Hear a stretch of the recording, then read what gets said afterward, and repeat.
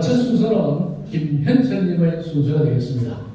바른청년연합은 우파적 가치를 학습하고 조직하여 미래의 한국을 바로잡고자 하는 2030 청년들이 자발적으로 만든 시민단체입니다.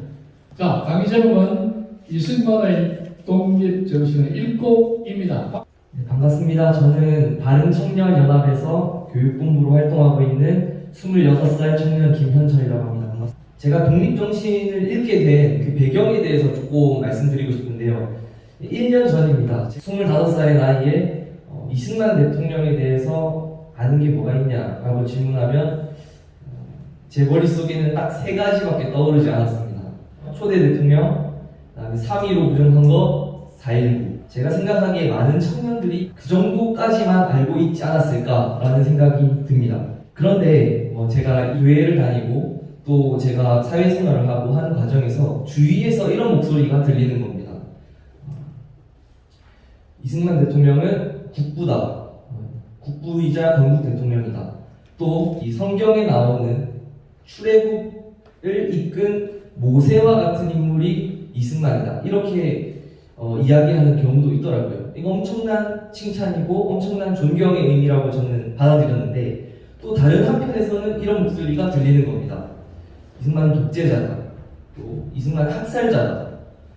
그리고 유튜브에 역사를 가장 역사답게 가르친다고 자부하는 황영필이라는 한국사 강의하는 강사가 있는데 그 사람은 우리나라의 역사상 최악의 인물 5인 중에 이승만과 김일성을 꼽더라고요. 제가 이런 걸 보면서 무엇이 맞을까? 어떤 정보가 맞을까? 사실 제가 알고 있는 정보가 많지 않고 서로가 맞다라고 인터넷에서는 주장을 하니까 저로서는 판단할 길이 없는 겁니다. 누구의 말이 맞는지. 이건 그냥 누구의 정보를 먼저 듣는지에 따라서 완전히 다른 결론에 도달할 수 있겠더라고요. 제가 이 과정에서 내렸던 결론은 그 사람이 어떤 글을 썼는지를 읽어보자, 직접 읽어보자 라는 것이었습니다. 다른 사람들이 뭐라 카더라가 아니라 진짜 이 이승만이라는 사람이 어떤 글을 썼고 그 글 속에는 아마 인생 중에 큰 변절과 회심이 아니면 이 기조가 그대로 유지되지 않았을까라는 생각과 함께 제가 이승만의 독립정신이라는 책을 읽게 되었습니다. 배제학당에서 선교사님들을 통해서 자유의 가치, 정치적 자유의 가치에 대해서 깨달았던 청년 이승만이 청년혁명가로서 활동을 하다가 고종 폐위 사건에 연루되면서 체포됩니다. 그때가 1899년 1월인데요. 곤장 100대와 무기징역을 선고받습니다. 그리고 그가 수감된 지 6년째 되던 해에 러일 전쟁이 터집니다. 1904년 2월 8일에 러일 전쟁이 터집니다. 이 러일 전쟁이라는 것의 의미는 전쟁이 끝나면 그 이긴 국가의 그냥 소나기에 넘어가는 아주 절망적인 우리나라의 상황을 보여주는 사건이었기 때문에 그 당시에 조국의 운명에 대해 슬프고 분통한 눈물을 주체하지 못하고 이 글을 쓰기 시작했다라고 서문에 작성하고 있습니다. 가능하면 많은 사람들이 읽도록 하기 위해서 순한글로 썼고요. 쉬운 말로 풀어 썼다라고 적혀 있습니다. 정말 읽어보니 그렇더라고요. 독립정신이 왜 그렇게 쓰여졌느냐? 독립정신 책이 시작할 때 이런 이야기를 합니다. 어쩌다가 우리나라가 이런 지경이 되었는지, 이런 우리나라의 상황에 대해서 이야기를 합니다.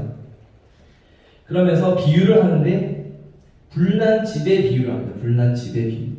그러면서 책에서 서술하기를 우리가 불난 집을 바라보고 있다. 집이 불에 타고 있는데 우리가 이것을 보면서 자기 집이라고 생각하지 않고 빨리 이 불을 끄려고 해야 되는데 누가 꺼주지 않는다라고 그냥 원망만 하고 죽을 힘을 다해서 이 불을 끄려고 하지 않았다는 겁니다.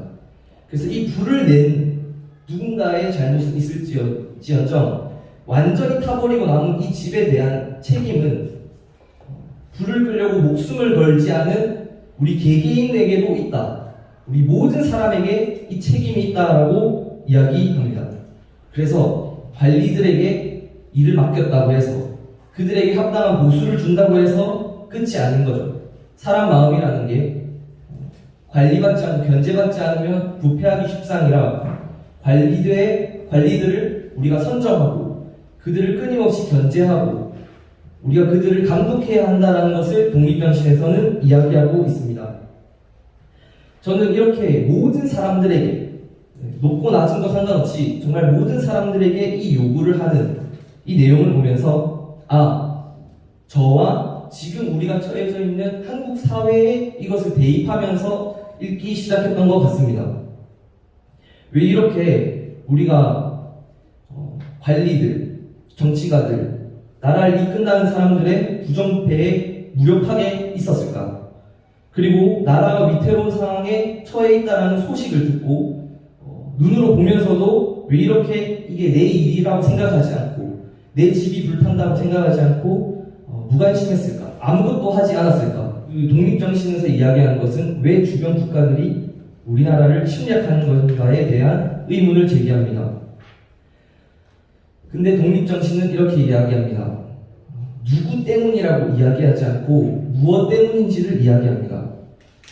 그것은 우리 모두에게 독립정신이라는 것이 없었기 때문이라고 이야기를 하는 겁니다. 독립정신이라는 책은 크게 4가지 주제로 나누어져서 이야기합니다.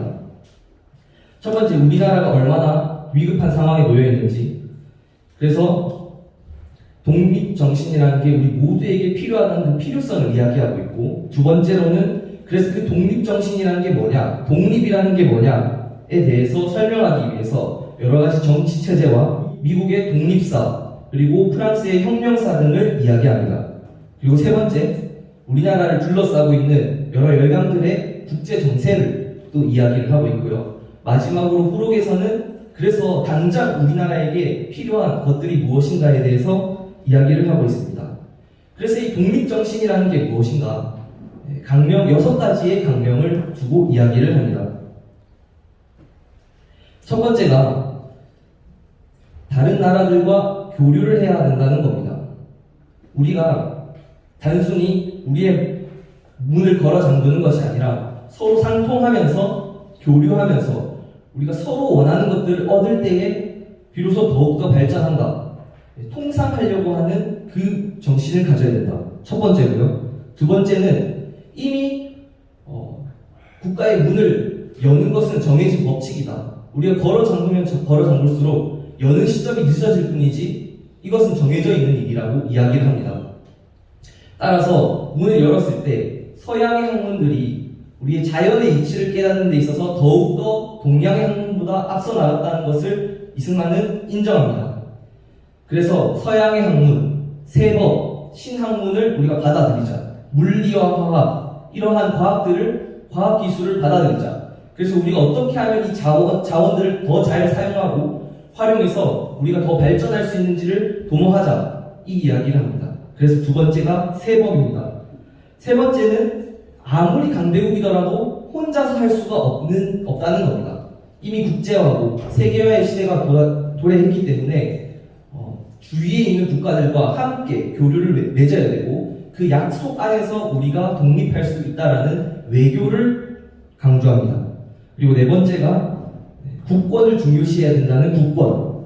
그리고 다섯 번째, 공적인 정의를 소중히 여기고 지지하면서 또 지지할 수 있는 이 정의에 대한 이야기를 하고요. 마지막으로는 남에게 의지하는 것을 싫어하고 또 남의 권리를 중요시하는 이 자유 권리에 대한 소중함을 가져야 된다고 이야기합니다. 이렇게 통상, 세법, 외교, 국권, 정의, 자유 이렇게 6가지의 강령을 이야기합니다. 저는 이 옥중에 있는 19살의 청년 이승만이 썼던 이 글을 보면서 그가 이후 석방이 되고 대통령으로서의 역할을 다할 때까지의 그가 했던 활동들을 보게 되었습니다. 그러면서 그가 6가지 제시했던 그 강령들을 끝까지 지키면서 그 가치를 실현했다는 것을 알게 되었습니다. 제가 처음에 말씀드렸던 독립정신을 읽게 된 계기, 이승만 대통령에 대한 질문을 가졌던 그 시점으로 돌아갔을 때 그가 어떤 사람인가, 저에게 있었던 혼란은 정리되었습니다.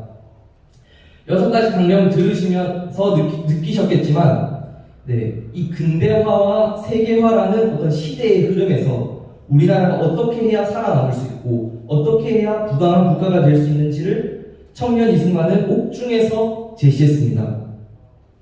그래서 이 독립정신을 두고 이승만 대통령의 정치 고문이었던 로버트 올리브 박사는 이 책은 한국 근대화 운동의 성서이다라고 평가하기도 했습니다. 저는 이 독립정신을 읽으면서 그리고 이 책이 쓰여진 지 120년이 되어간다는 점에서 과연 우리가 얼마만큼 근대화되었고 우리가 얼마만큼 6대 강령으로 이야기하는 것들을 지켜나가고 있는 사람인가에 대해서 생각해 보게 되었습니다. 또한 한국 사회에서는 이런 부분들을 어떻게 받아들이고 있고 유지하고 있는지에 대해서 생각하게 되었습니다. 다른 나라들과 교류하는 것들을 지지하는지 지난 정부에 대해서도 회상하며 다른 국가들에 대해서 단순히 적대적으로 태도를 취하는 것이 과연 우리나라의 독립과 나의 독립을 위해서 유익이 되는지 이런 부분들을 하나하나씩 따지게 되었다는 겁니다. 저는 그래서 120년 전 청년 이승만의 머릿속에 있던 한반도의 근대화, 자유민주주의화가까지 완성되지 않았다라는 생각이 들었습니다. 저도 그렇고 우리나라의 어떤 사회도 아직까지 그런 것 같습니다.